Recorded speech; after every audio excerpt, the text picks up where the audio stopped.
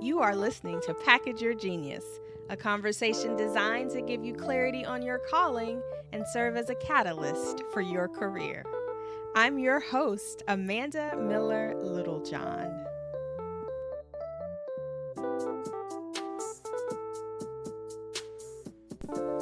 Welcome back to another episode of Package Your Genius. So I am doing somewhat of a series on how to essentially package your genius. So for the last couple of days, I've been going through the 5-step process I detail in my book, Package Your Genius. So today I want to talk about step 3 in that process. Over the last 2 days, I've talked about step 1, which is get clear on your brand, and step 2, make the case.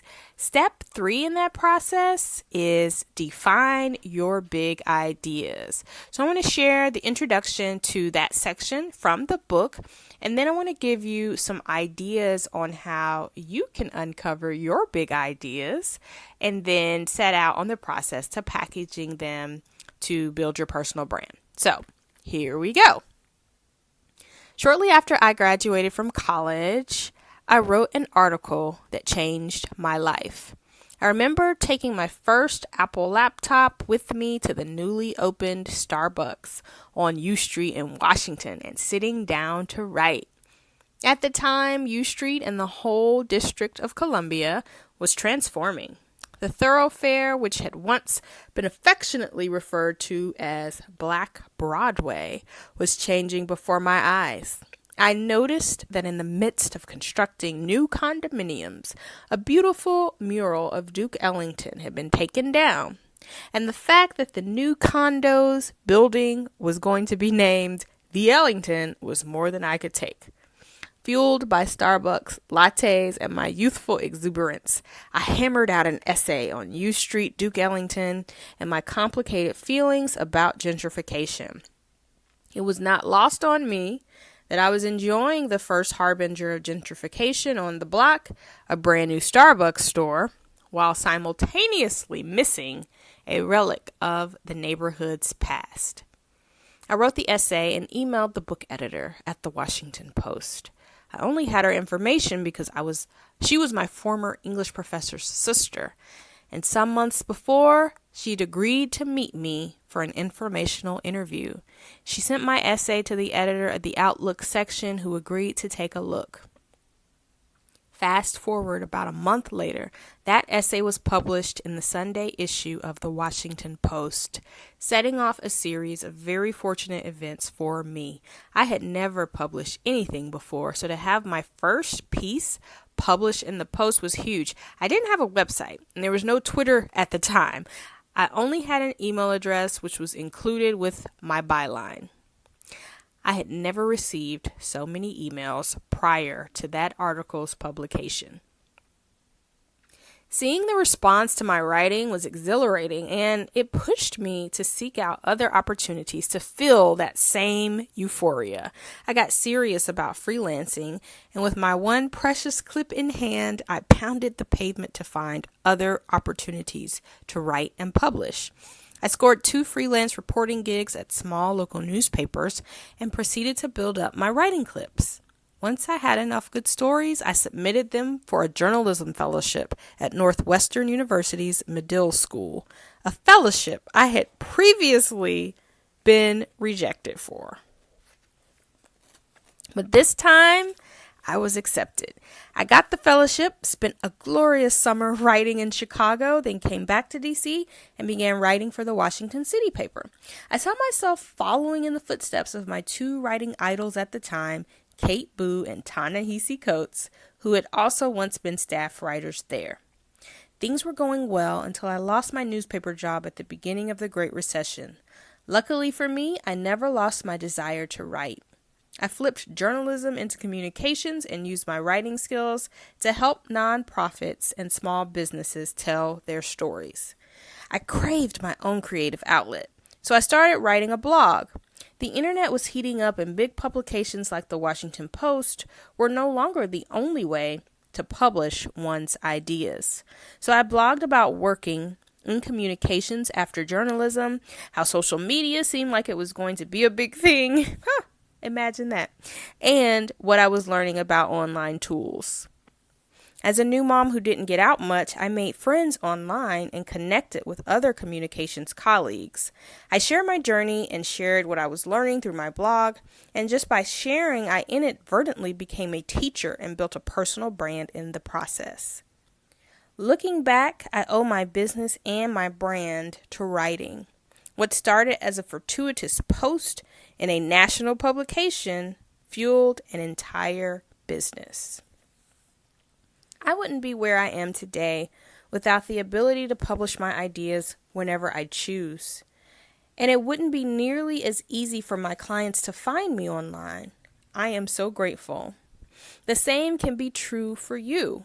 Whether you just write the first 5 posts for your company blog or start sharing your ideas more regularly on LinkedIn, the resulting body of work can establish your brand securely within your topic of expertise.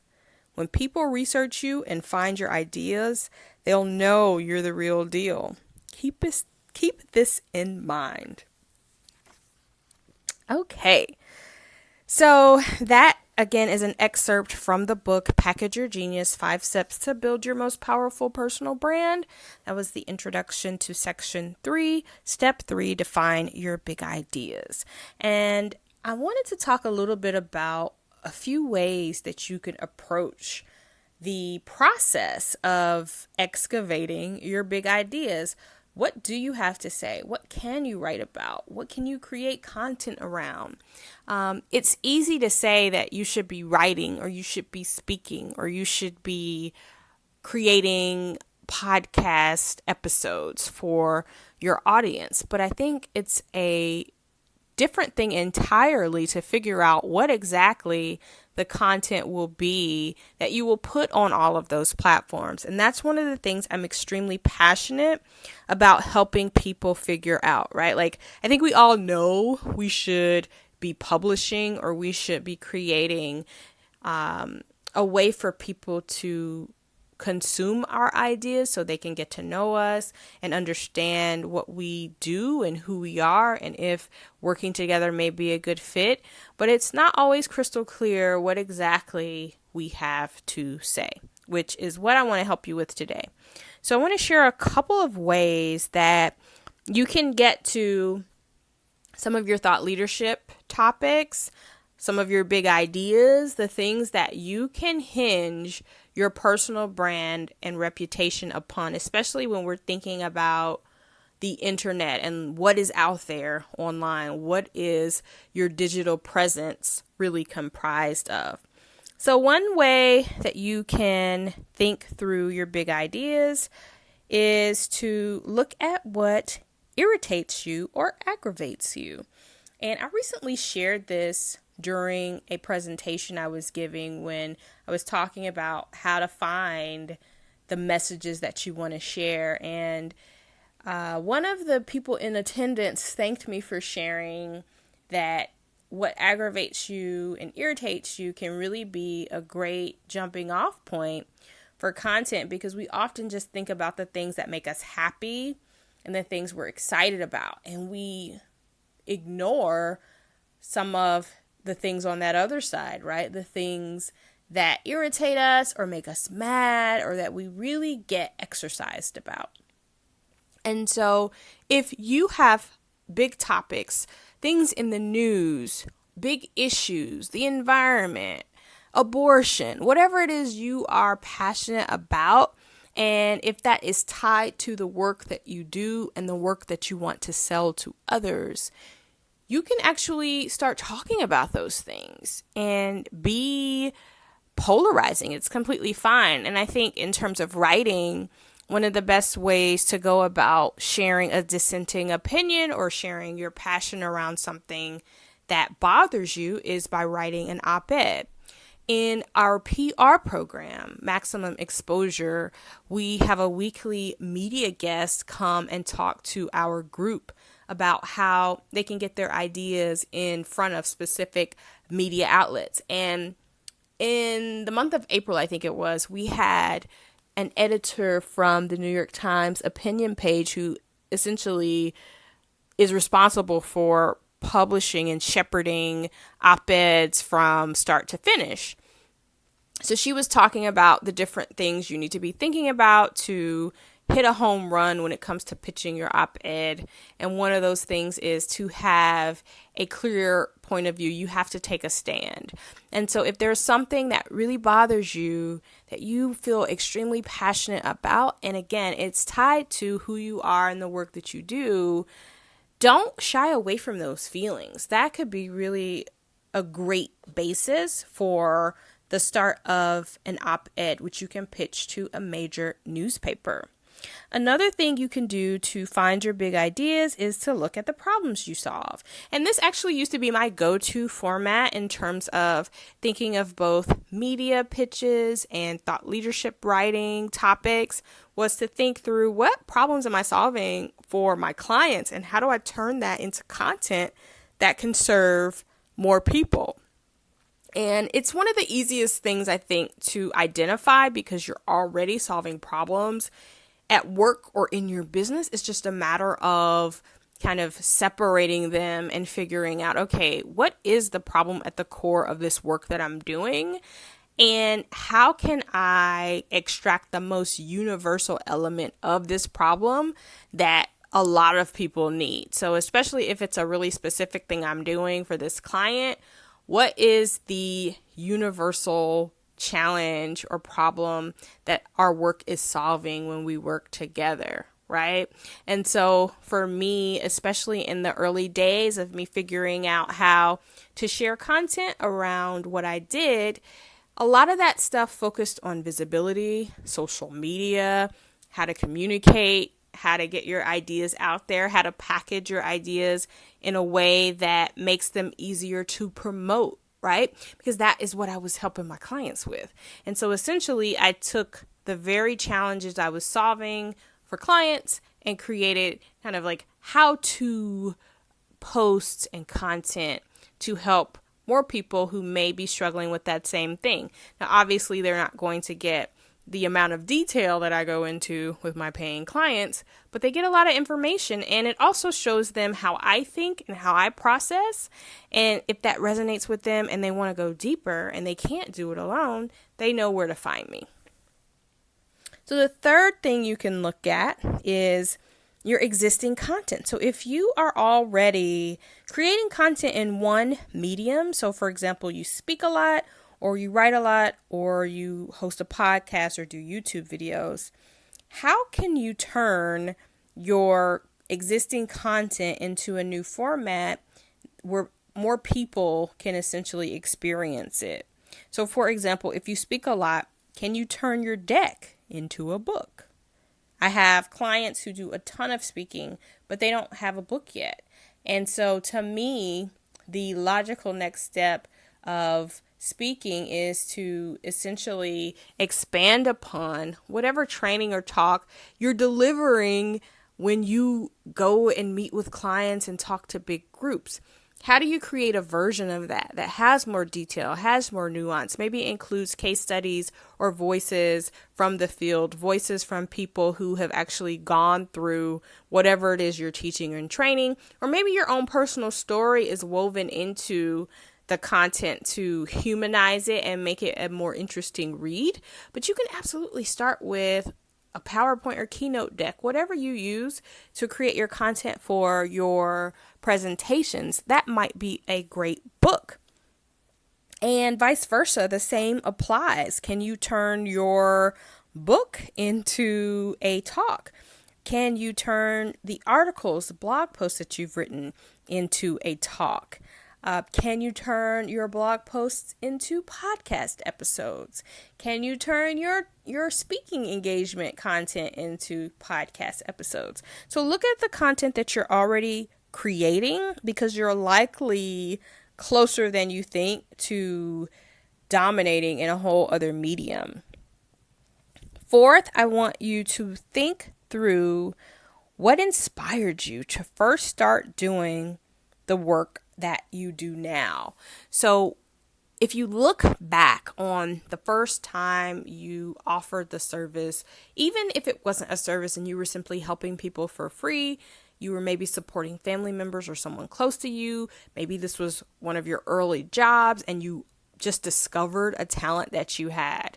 Is there a personal story in there that may be compelling enough to expand into a larger piece of content? It may be one podcast episode or one article that you could pitch to a major website to get yourself some visibility.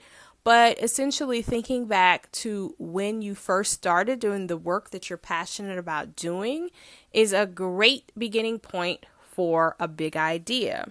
Because it talks about your origin story in terms of your brand, right? And your genius.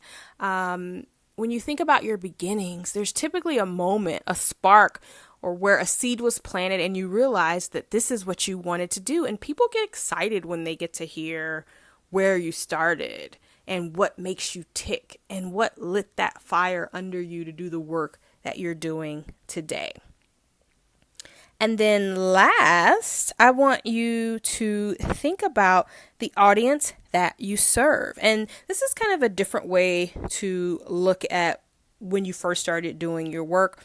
If that's tough for you to figure out and isolate that origin story, think about the audience that you serve, right? So, for example, maybe you serve single moms who want to start business. I want you to think back to the very first single mom that you experienced who wanted to start a business. Maybe it was your mom, right? So maybe this is a memory from childhood and you always wanted to support people who remind you of that person. That is a fabulous starting point to a big idea. For me, I talk a lot about my dad and how he was one of the first people who embodied that avatar of high achiever who is flying under the radar because they lack the skills to make themselves visible, but they have these amazing talents, genius level insights, skills that are rare and deep, and they've been working to hone for years. But when it comes time to kind of cash in on all that experience, they're at a loss because they don't understand how to market themselves. That was my dad, and I wasn't able to help him. This was pre-internet, pre-social media. Well, it wasn't pre-internet. It wasn't that long ago, but it was pre-social media when our networks weren't as developed as they are now. And watching him go through that experience of having lots of talents and being extremely smart, but still not being able to get his business off the ground was very painful. And it seemed unjust to me. And it made me mad. It made me upset because he had amazing gifts and great talents to share with others, but he couldn't connect because he didn't do the marketing piece. And so I think that stuck with me, and it really was wedged in my brain, and that person has really, he's come to embody the high achievers that I support today on some level. And so when you think about the audience that is drawn to you or that you're drawn to serve, I want you to try to think about the first person who fits that description in your life. And if you're like me, you may not even be aware that the first person who you experienced really planted that seed. It took me years. I was doing what I'm doing now for years before I realized that I was chasing my dad. I was chasing the experience of trying to support him and help him. It didn't occur to me until I think I was doing this work, and I might have even challenged someone to think through this question, and I thought through it myself and realized that that was the beginning. That's where it all started. So I'm gonna go back through those questions because I know they were quite a few of them and you may have gotten lost. So again, how do you know what you have to say? 1, look at what irritates you or aggravates you. Number 2, look at the problems you solve. 3, look at your existing content and see how you can flip it for a new medium. 4, look at when you first started doing what you do. What inspired you to start? What stories do you have? And 5, what audience do you serve, and who is the first person who kind of represents that audience? And what do you remember about them? And did you help them? Did you want to help them but couldn't? What does that bring up for you? And now I want to share a couple of ways to just first start outlining whatever the content is, whether it is a book or a podcast series. So maybe you decided that you want to start a podcast.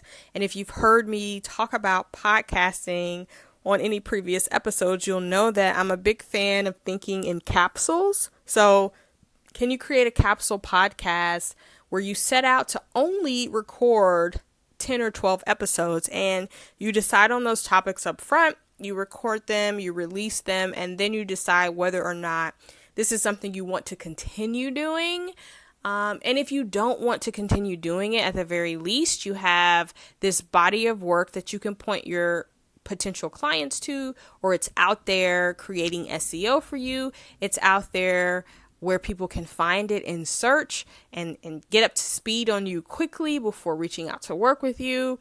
But if you do decide to keep going and this is a part of your regular life and how you connect with your audience, that's fine too. But I like having an idea of where I'm going. I like having a beginning and an end point. As you recall, I'm an activator, and we activators like short-term projects that we know we can complete and kind of put a check mark on it and say, I did that. Now, if I want to keep going, I can. But if I want to stop here, that's perfectly fine too.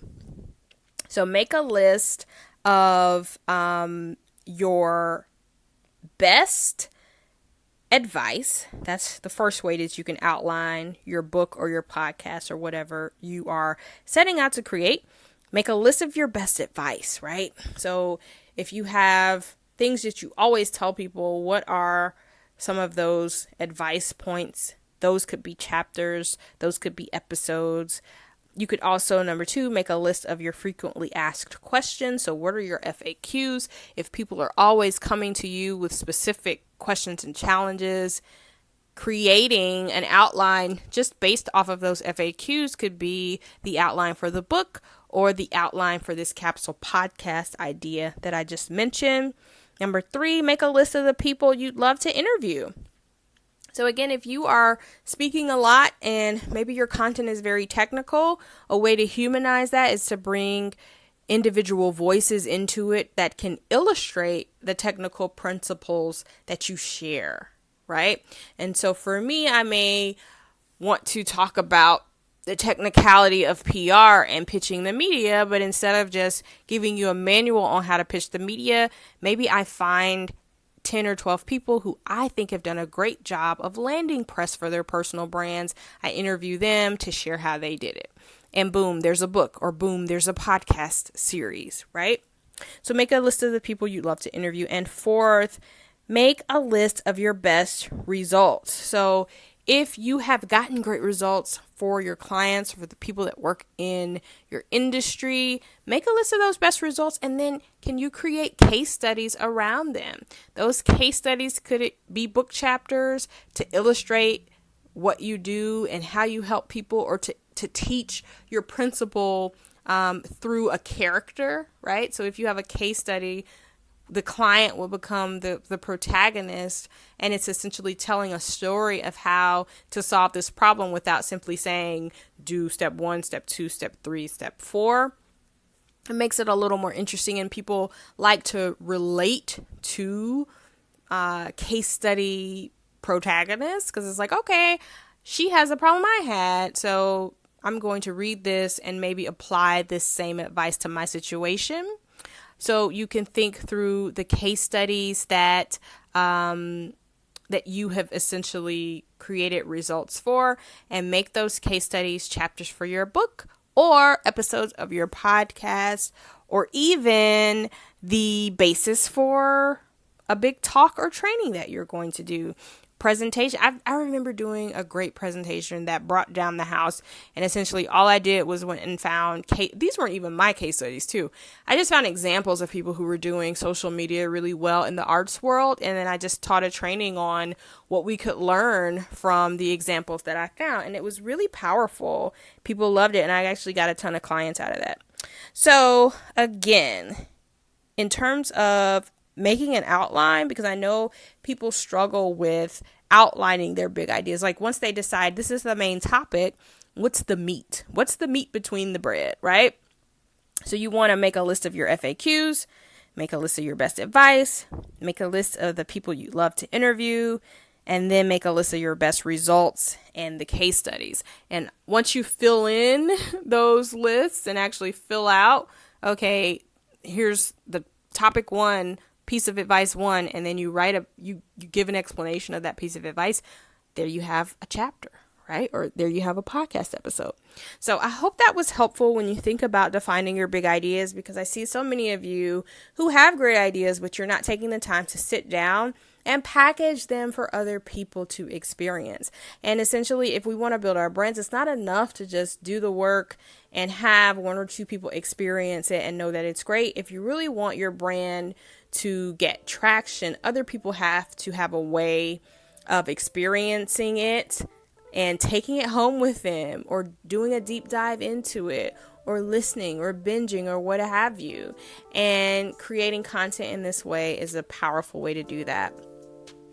So I'd love to hear about your big ideas and what you want to explore in your content. As I mentioned before, the top of the episode, I read the intro to step 3, but you can read the whole book, Package Your Genius, 5 Steps to Build Your Most Powerful Personal Brand. It's on Amazon, and there's a companion workbook that's also there, so you can check that out if you were intrigued by the reading I did. And with that, I will see you tomorrow, where we will be talking about making yourself visible. Thanks for listening. I will see you guys